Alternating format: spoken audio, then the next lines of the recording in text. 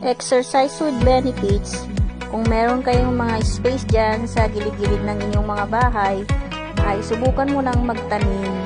Kasi ika nga, kung may itinanim, may aanihin. At meron kaming ampalaya. At ayan, ay nag-uumpisa ng mamunga.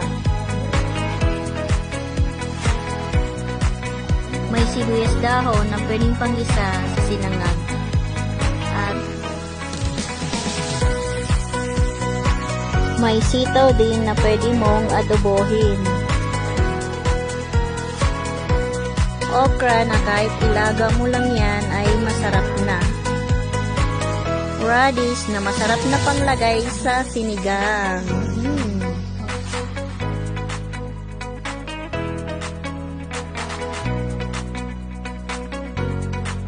At andyan din ng bell pepper.